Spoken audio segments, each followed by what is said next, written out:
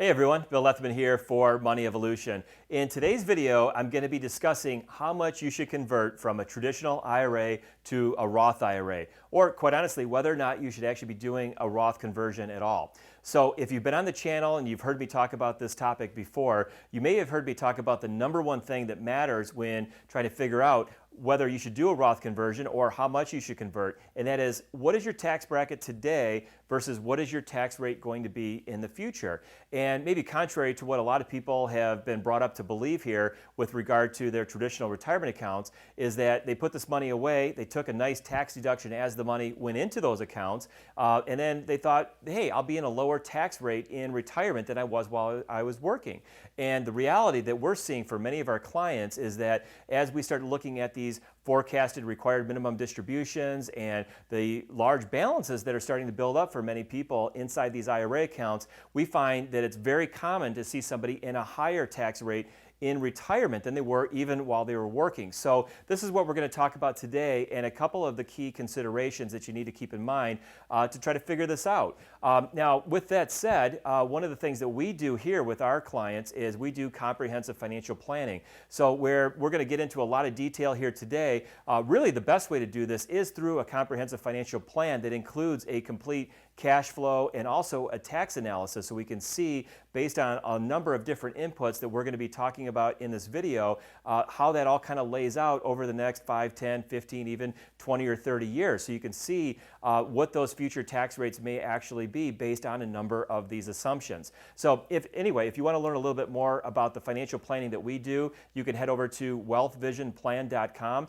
There's some information about our financial plan that we do for clients. And if you like what you see there, I think there's a Get Started Now button, answer a few questions, and you can set up a free consultation with me, see if it's something that might be right for you. So let's dive into the video here today.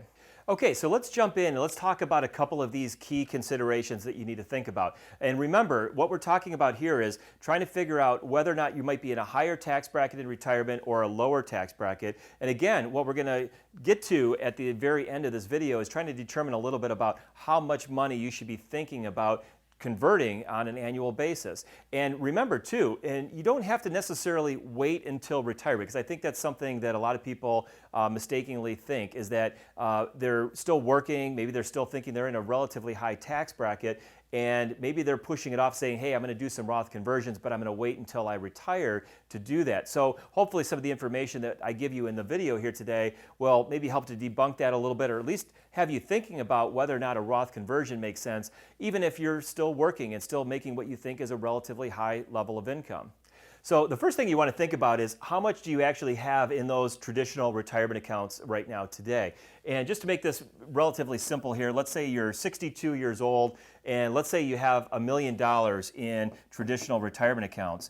And again, one of the things to think about is whether or not you're still working. So if you're still working, are you still contributing to that account? Is it still continuing to build up just from your own contributions in there? And that may be a factor that we definitely need to consider. But the first thing we want to do is we want to start thinking about what's likely going to happen down the road. And so if we're not touching this 401k plan or IRA, whatever it may be, traditional, and we get to the age of 72, what happens at 72 are the required minimum distributions. That's something that's recently changed. It used to be at age 70 and a half, you had to start taking those mandatory distributions, but now it's age 72. And so if you're earning, let's say, a 7% rate of return, just to make our math super easy, we use that rule of 72 all the time. So if we divide 7% into the number 72, it tells us we're going to double our money in about 10 years. And so by the time we get to age 72, we could have about $2 million in that account. And rough numbers, again, there's going to be a table that you're going to use to determine what that required minimum distribution is going to be. First year distribution, it's a little bit less than this number, but we said, usually like to use about 4%. So that means that you might have about $80,000 of income that you're going to have to take out of that traditional retirement account. And again, these numbers, they might be much larger for you. They might be a little bit smaller, but these are the things that you want to be thinking about. So what we really want to think about is not only just what that account is going to grow to, and that's why having some software that's specialized in this really helps to make this flow a lot easier, because one of the things that goes into this is your cash flow. And what I mean by that is you may not necessarily leave that IRA account in there. You may have to take some money out for just the everyday living expenses if you're planning to retire sometime between 62 and 72. So you want to understand what that anticipated cash flow need might be. The other thing you want to think about is the IRA account your only source of money? So you may have, as we talk about it, money in each of the 3 tax buckets. And so one of those buckets that we see a lot of people that have some money in is the non-retirement bucket. So that's outside of Roth IRA or traditional IRA.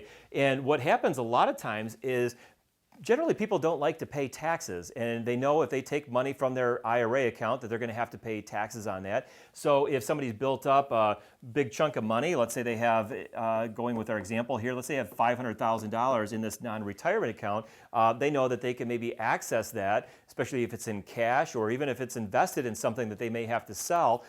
They may be in a lower tax bracket because they may be paying 0 taxes if they're just taking it simply out of a money market account, or they might be having long-term capital gains or dividend income that they can use to supplement that income. So you want to understand what the cash flow is and what your anticipated needs are with this.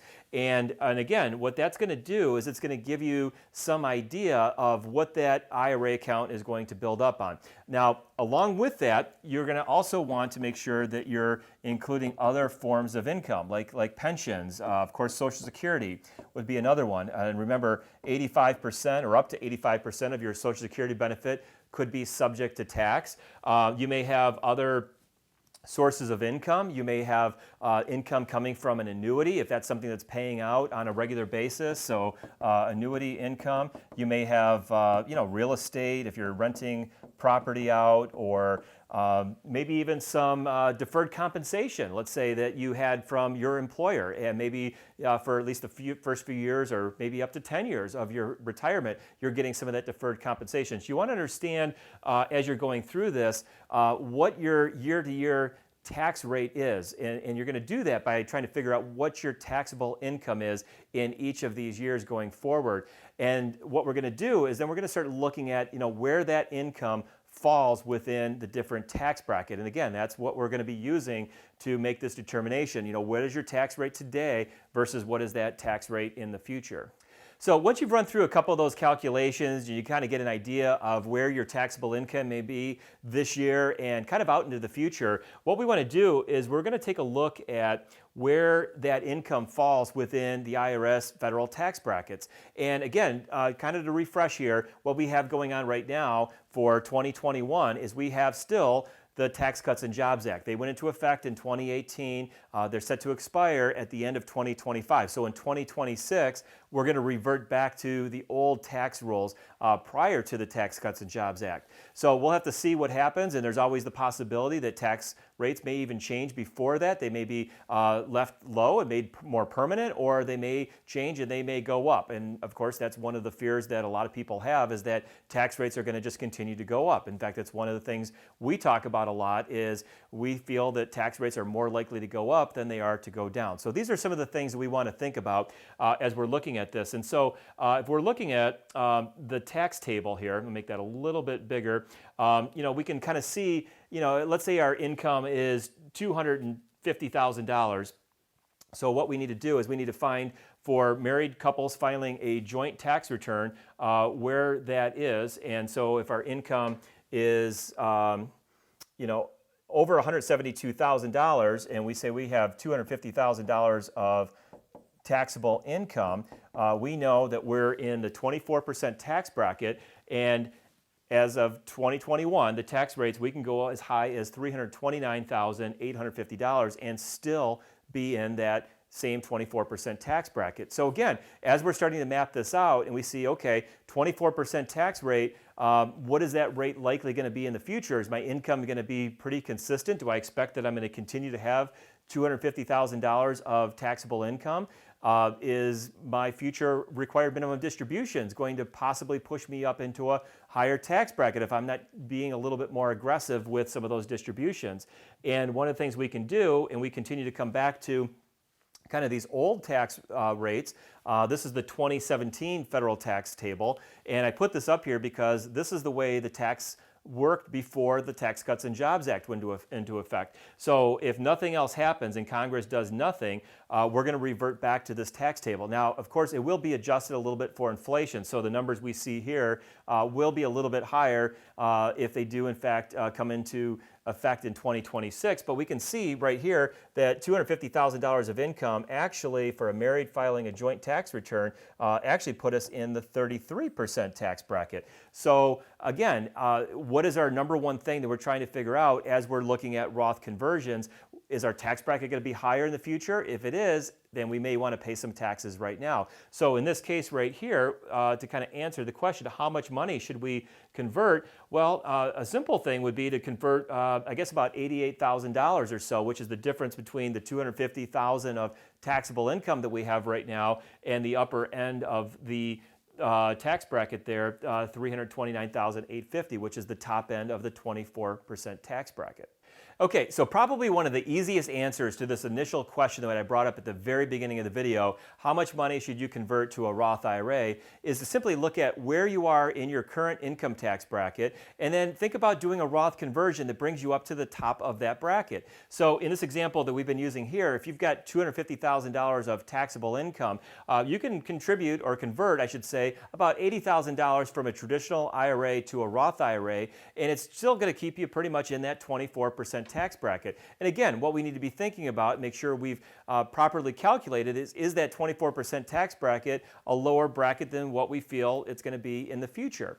So another consideration that you need to think about before doing a Roth conversion are your state income taxes. So what we've been talking about so far is federal income taxes, but especially if you're thinking about moving, you need to think about what are your state income taxes today in the state that you currently live in, and what are those state income taxes where you might be moving to.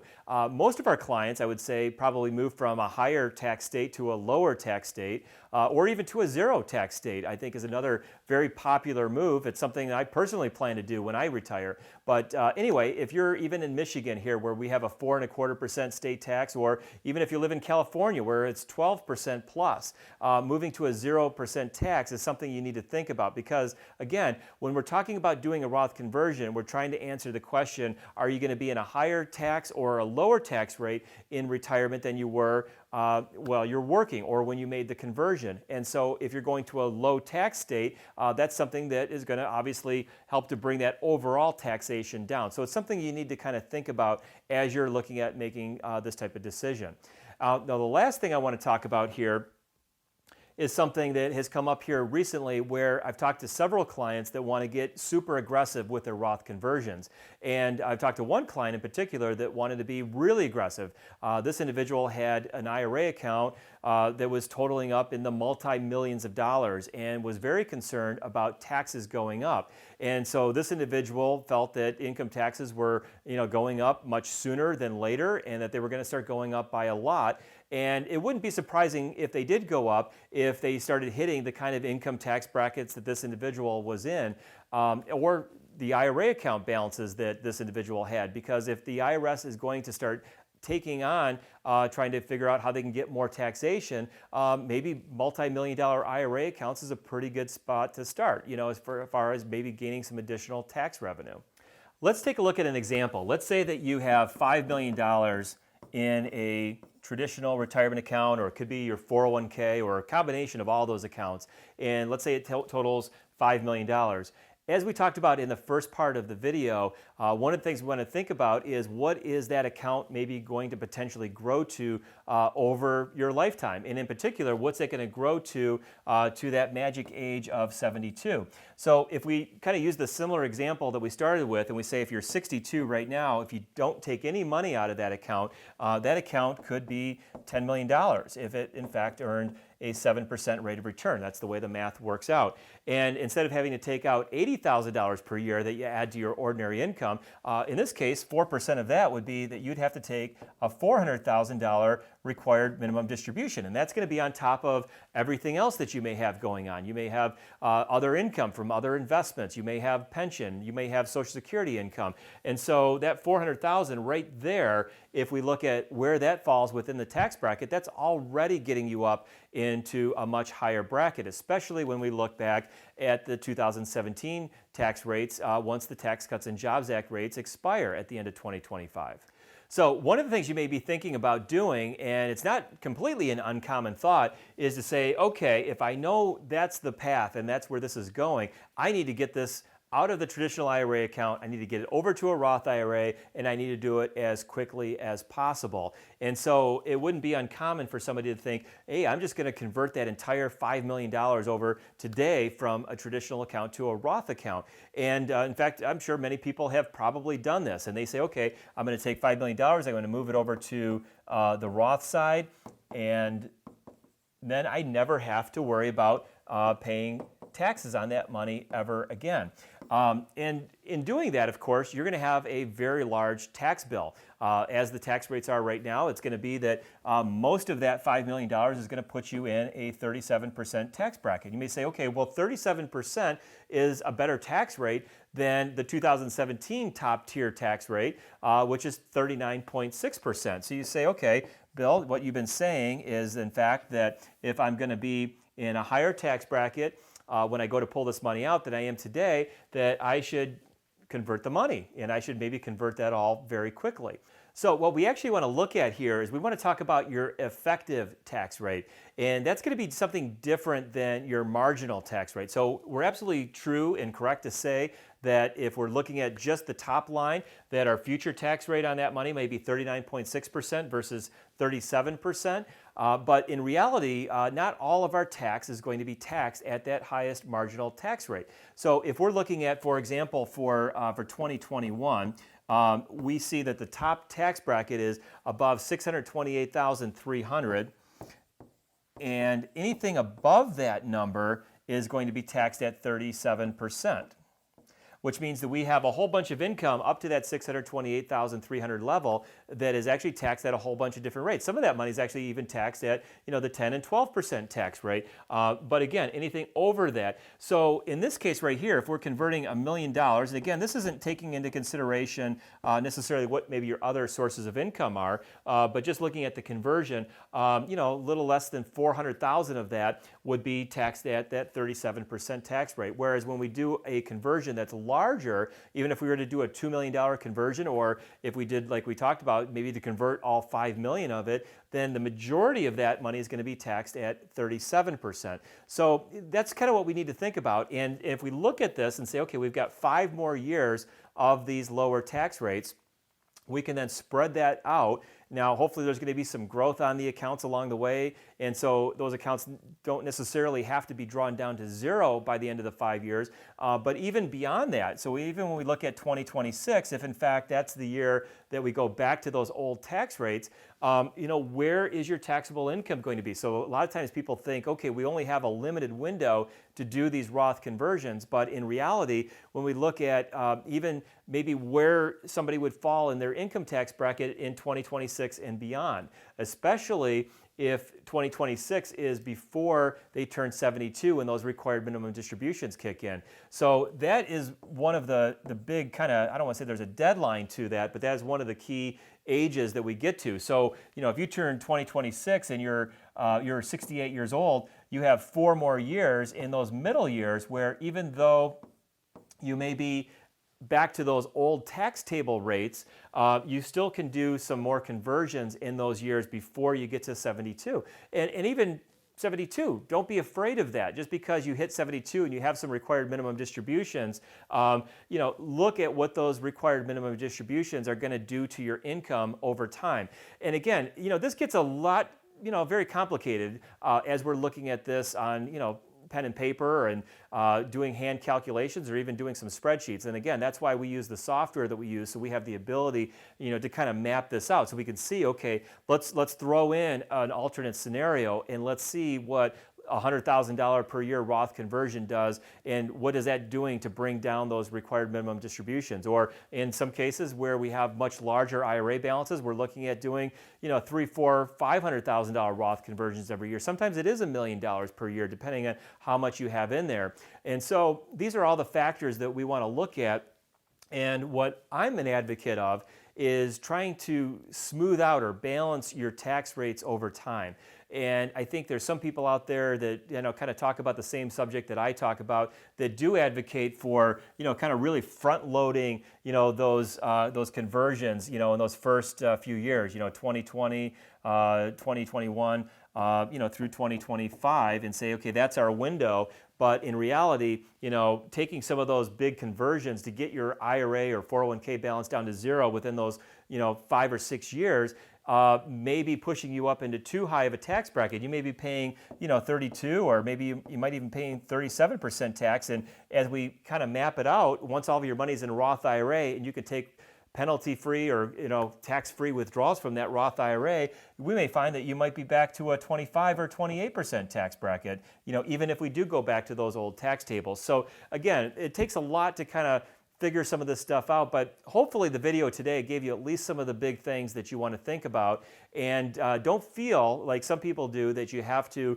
get all of these Roth conversions done in a very short window of time. For some people, that is what we need to do, but for a lot of us, we're looking at kind of creating a balance over time. So anyway, I hope you enjoyed the video. I hope you got some great information out of what we discussed here today. Remember, if you want to learn a little bit more about the financial planning that we do, head over to wealthvisionplan.com. There's some really great information about the financial plan that we do, and all of this stuff that we're talking about here is covered 100% within the financial plan that we do, and we'll provide to you this roadmap for what your cash flow looks like, how you're, first of all, going to be able to meet all of your retirement planning goals, be able to have the cash flow needs to just do all the things you want to do in retirement, but also see how that fits in with all of the other big decisions that you have for retirement, like when to take Social Security and how to best optimize that, and whether or not you should be doing Roth conversions as we're talking about here. So anyway, that's wealthvisionplan.com. If you like what you see there, click on the little Get Started button, answer a few questions, and you can set up a call to talk with me and see if it's something that may be right for you. So with that, enjoy the rest of your day, and I'll see you back here soon in one of my next videos. Thanks.